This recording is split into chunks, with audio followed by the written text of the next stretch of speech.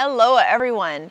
One of the most complicated parts of eating healthy is understanding where to start.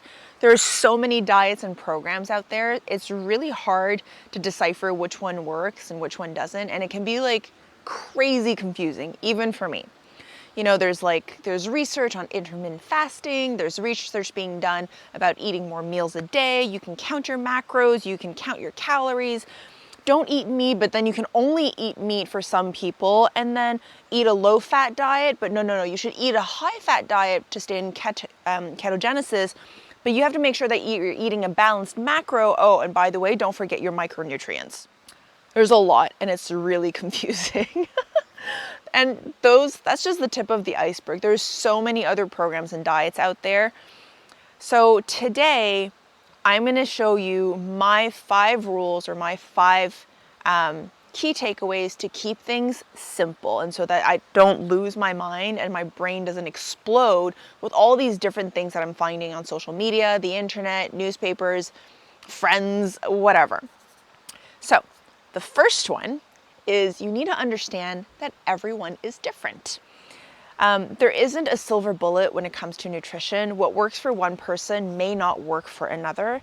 And, you know, some people, a low carb diet might work, but for others, it might cause hypoglycemia. So it's really important to know that what works for your friends or what works for an influencer on social media may or may not work for you. You have to be willing to experiment and be willing to understand that something might not work for you, but something might work better for you than the other person. Rule number 2, whole foods all the way. You guys have probably heard me say this so many times, but eat whole foods, or at the very best, or at the very least, eat low processed foods. Low processed foods is anything that you can technically make on your own. So sauerkraut, pickled goods, hummus, bread, things that you can technically make on your own. And sorry, just a little caveat on the bread thing. Bread with low numbers of ingredients. The stuff that you buy in the supermarket is not great. But whole foods all the way. And the reason why whole foods is really like the holy grail of food is typically it comes pre-packaged with nutrients that complement each other already. Instead of buying a food that was completely how would I explain this? Like disentangled down to its little nutrient particles and then reassemble and have things added to it. Like that just doesn't, like that man-made process doesn't make the food better. The food is better when it's in its whole form, because if you think about it as an example, most things that contain sugar in the natural world, minus honey and maple syrup, comes naturally with fiber. And the combination of these two things actually complement each other really nicely in your body. The fiber helps the glucose move slower in your body, and it helps you utilize the energy of that sugar more fluidly in your body than if you were just eating a candy bar that is full of sugar. So whole foods, guys, and it's a no-brainer, right? You just have to shop on the outside aisles of the supermarket. That's it. All right, number 3, counting calories doesn't work if it's not put within the proper context. So counting calories alone will not lead you to long-term weight loss.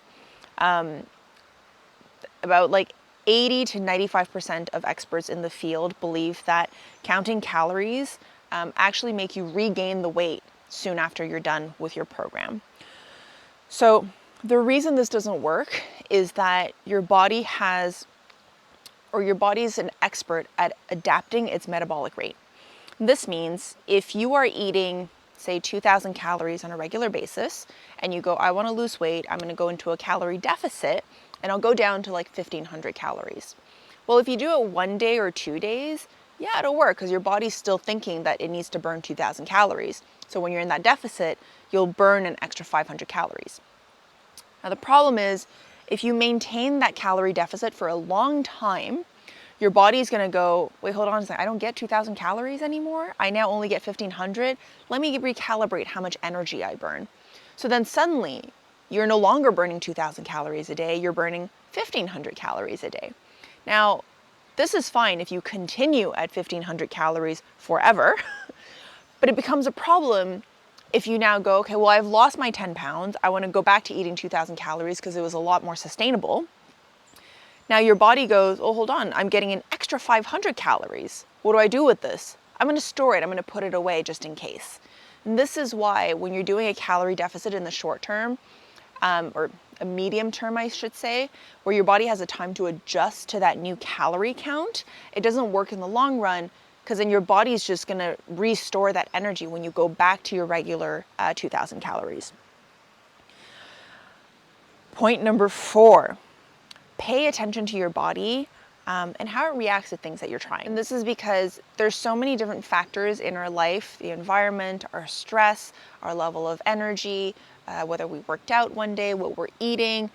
All of these things impact your physiology, and it impacts your energy levels, it impacts your weight, it impacts your health. And so if you only focus on one single point in time, it's really hard for you to analyze that information properly and then make an informed decision or informed conclusion.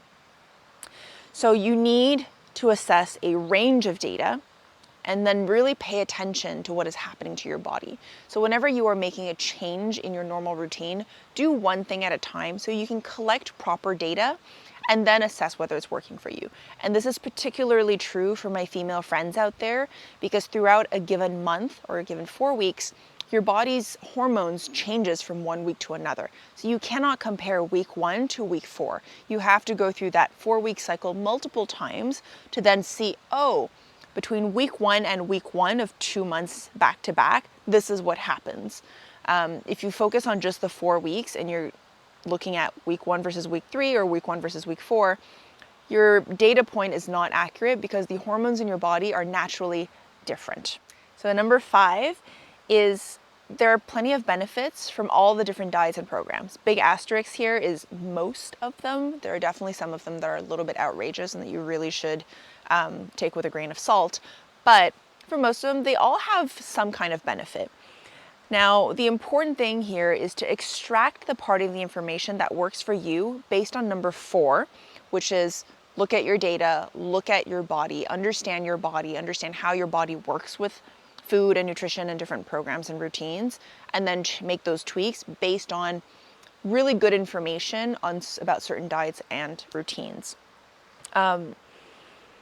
For example, I actually really enjoy fasting, but I don't do it all the time because that would mean that I'm putting my body at a calorie deficit like way too routinely, and it might mess up my basal metabolic rate. Instead, I actually fast around my ovulation period, but it's not always at the exact same time. I really listen to my body, and even if I plan in a fasted date, I'll actually wake up in the morning and go like, maybe I don't feel great for fasting today, and I'll just eat, and then I'll leave the fasting for a next day. Sometimes I'll skip a fasting throughout an entire month. And then there are some months that I feel really great, and I'll fast more than once. So you need to really listen to your body, and you need to take the portions or the information that works best, because oftentimes it's a combination of many different diets and programs that will be, let's say, customized to work best for you. I hope you enjoyed this video. If you found this helpful, please subscribe to my channel, leave a comment below about everything and anything you want to share about nutrition, your lifestyle habits. What are the diets that you've tried? What has worked for you and what hasn't? I would love to hear from you. And if you like this, I post a new video every single Friday. Check back next week. Bye.